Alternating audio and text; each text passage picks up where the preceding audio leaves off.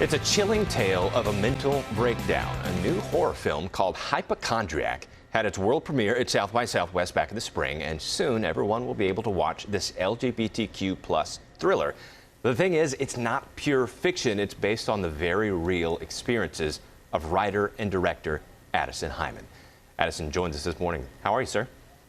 I'm good. How you doing? I've lost my voice a little because I've been doing I've been yelling so much at different various places, but I think it sounds okay. I think it sounds very handsome, as it were. A handsome voice. Yeah, you sound great. Well, thanks for coming on. So let's talk about the movie.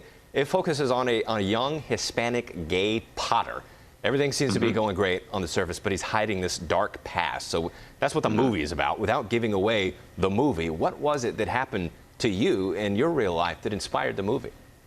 Yeah, so basically I lost full functioning of my arms for 6 months. After an injury at work, I Googled, and Dr. Google was telling me I was dying of ALS. And my injury was so bad that I couldn't lift a fork, I couldn't shave, I couldn't text.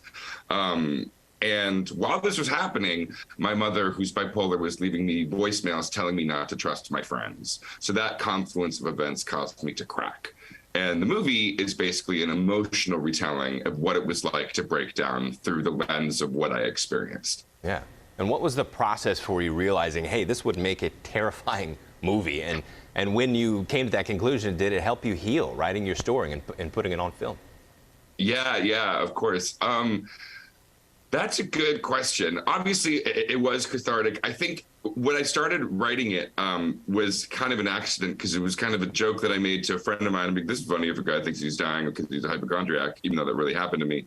But my physical therapist was the one who suggested that I start writing. And I was like, well, okay. And I put pillows on my desk and 2 ice packs on my arms, and I had my computer against the wall and typed for an hour. And it was like my first time, and I was like, oh my God, I did it.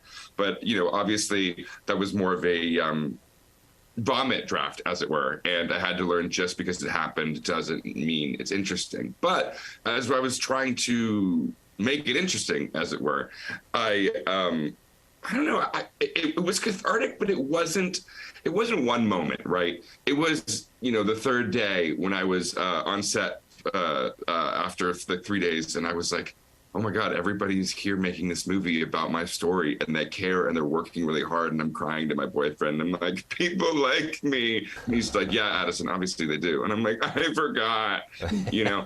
Or like in the third week, I had a panic attack on set because of a particularly violent scene, and I had to leave for a moment. And then I came back, and my whole crew looked at me, and they asked if I was okay, and I said yes. And we all took a collective breath together, and then we continued forward. So those little moments, you know, those small moments really make everything worth it. Yeah.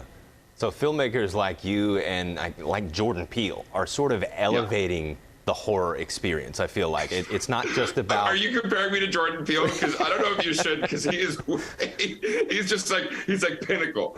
But I appreciate that. Well, sorry, what were you saying? Like it's not just about jump scares and knives and zombies anymore. In his work and yours, that's what y'all have in common. I feel it's about something deeper, kind of. Yeah, it's a new trend, you know, a new thing. I know there's this word, elevated genre or elevated horror, and it's been around for a while. But you know, I think the cool thing about horror and genre in general is it's a really great way to explore things that maybe are less possible to explore in drama and comedy without being too didactic or too preachy. And in this movie, you know, it's an entertaining ride, because, you know, he's being haunted by this man in this wolf costume. There's gore, there's scares, there's laughs, but ultimately deep down, what's it about is it's about a son coming to terms with his trauma from his mother. And that's at the basis, it's the core of the story. And by having that there, we get to build all these fun, colorful, and dramatic and emotional rides, but that's the core. And because of that core, I think we got to make something pretty special. Gotcha. Well, Addison, thank you so much. We got about 10 seconds to talk about how we can see this. It's coming out in theaters on the 29th, and then streaming is following. Yes, so on the 29th, we'll be in select theaters. Check Google Hypochondriac showtimes. I'm sure you'll be able to find that. Mainly we're playing at Alamo Draft Houses, which is really cool. And then we'll be on demand August 4th. So please rent it, tell your friends, do everything you can to get this little special movie out for us. We'd really appreciate it.